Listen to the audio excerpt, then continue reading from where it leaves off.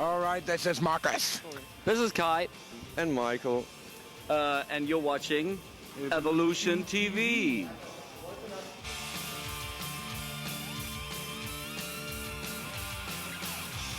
Σε ένα ακόμα Evolution. Σήμερα έχουμε την τιμή και το πολύ καμάρι να φιλοξενούμε στην εκπομπή μας επανενωμένους τους Helloween με την πιο αυθεντική σύνθεση που γίνεται ποτέ.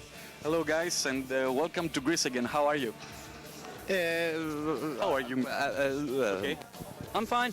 Very good. Good, thanks. Okay, so who drove the idea to reunite, let's say, after so many years on stage with Kai? Time told us. Kind of. We've been playing quite a few festivals together, and always, like in the evening, was time for some beers and some chat. And so when we played these festivals together, sometimes we did some jams already, and we all thought it would be a nice idea to put both bands on one bill.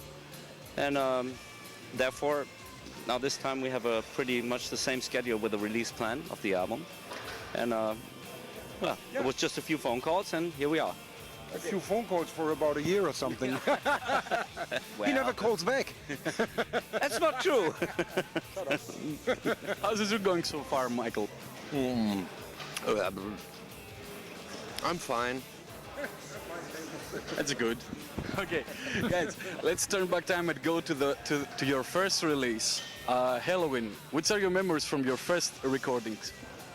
I was playing the bass. Good answer. Kai. It was in Berlin. It was pretty cold. I had a throat infection, had to sing the album, and I think we had a lot of fun there. Yeah. Bus was taken away by the police. Is that true? Yeah, the van we came in, we had rented a van, and it was broken anyhow. Something was wrong with this, and and somehow the police got it because we parked in the wrong place. So everything went wrong, but somehow everything was right. Yeah, when everything is wrong, it's just right sometimes. Okay, so let's go to the first record of Helloween, Walls of Jericho. It was actually the mini album we did before. And that was pretty crazy because we were in like some cheap hotel. We even had to share rooms. And it was a pretty crazy time. And then the Walls of Jericho took place, I don't know, a year later or something, no? I don't know.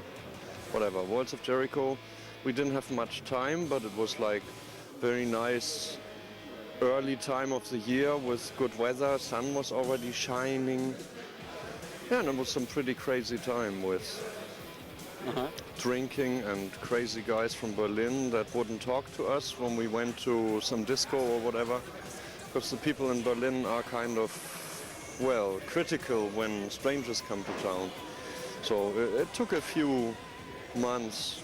It's the next time we've been there, actually. Well, they kind of dude a little bit then. Okay. Your memories from Walls of Jericho? What did he say? I couldn't understand the word. Never mind. What's a Jericho? What's a Jericho?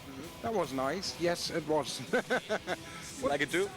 Yeah, we had a good time in the studio in Berlin. It was cold. I had a throat infection again.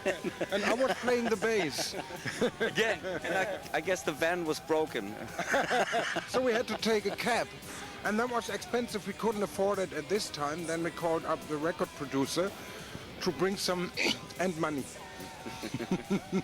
Okay, so Noise came over and said, now we have budget. So you're recording Keeper of the Seven Keys, part 1 and 2, memories. Yes, there are some. There are some awesome memories. No, it was nice to work like with, we had Tommy Hansen, Tommy Newton coming in, you know, working with us and also working with the tracks, and we became to know what it's like to make like a real professional production like this. You know? A lot of experience we made those days. How to play the bass. Yeah, it was the first real grand scale production we did, and it was pretty exciting, I guess, for everybody. And like work with real producers and get a real decent sound. And I think the band had evolved a bit further on, and it was pretty good though. Yeah. When was it that we had to travel back and the streets were frozen and everything? Was that Keeper One or? Definitely in winter time. Must have been winter time, yeah. That was actually when we recorded there. The first thing we did in Hanover, there is right across the street from the studio was a Greek restaurant. Excellent, I really remember that. excellent. The best beefsteaky I ever had in my whole life. You know, and so that's one memory. He still has some of it now. That much he liked it. Yeah, yeah. Didn't forget. He's a real Rocky collector. You are? I'm a food collector. And then you made your first video clip in The Keeper of the Seven Keys Part 1 was Helloween, right? Yes.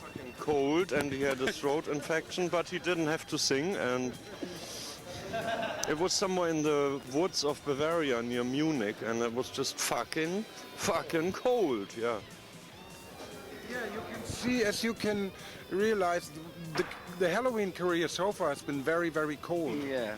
Every time we did something, it was cold. But no, that really sucked.